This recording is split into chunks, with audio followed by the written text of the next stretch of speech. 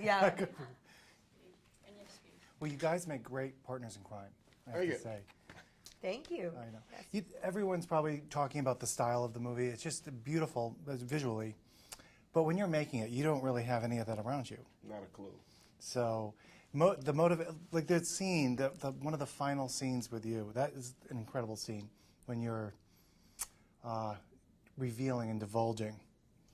You know, that's a long... Yes, he pontificates. Oh, the he Nazi scene. The Nazi scene. Yeah, nice. How do It you... turns into the king and I all of a sudden. You start like spouting. Some of it, this. yeah, right. Yeah, there's this over the top, there's this, the attitude that you just hit it. And you don't, like I said, you don't have any of that around you to give you that motivation. But, I mean, it must be, I don't know if the word's difficult, but how do you get that motivation without that problem? Fun. I mean, we were there together. We have him. We have Paz. We have everything we need. And in the midst of all that is this wonderful and glorious kind of speech that's going to be fun to do, and the bigger I can do it and the more passionate I can be about that, it makes it all work and it makes it all real. And he gets lost in place, and she brings him back to his place. You know, she does what she does. You know, where was I? She tells me. It's kind of like, oh, and you go right back into it. But it's an amazing amount of fun to be able to be that large, because you never can be. Directors are always pulling you back. No. So you don't get that opportunity too often in a movie. No, to do you don't that. get a chance to choose scenery and have license to do it. You know? What about you, Scarlett, with your character? What did you base her on? Because she's very particular, and it's just very funny. I kind of worked in many ways, just really worked off of Sam and his.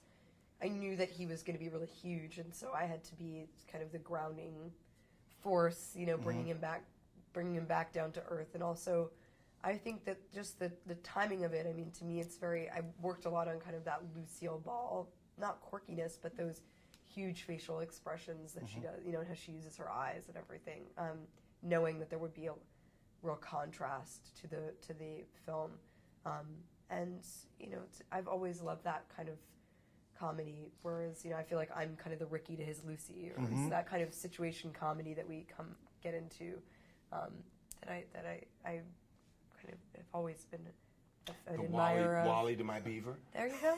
That's a great. Did it feel like a '40s Hollywood movie to you?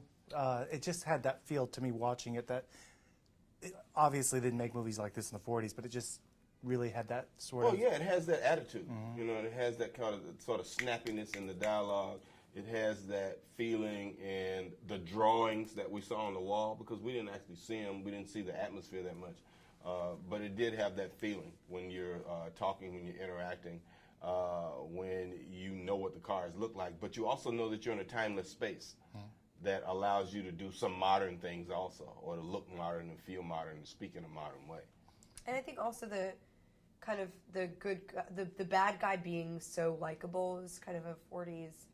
It's a trait of that period where, you know, you kind of want the bad guy, you need the bad guy around to make the good guy look good, that kind of thing. Yeah. And we also said we didn't realize that in the midst of this crime drama that we thought we were making, they had this romantic comedy wrapped around it. Yeah. Anyway, we're going to leave it at that. But hey, congratulations. Thank you. you. Good to see you. Take Thank care. you. Whoop. I'm Mike.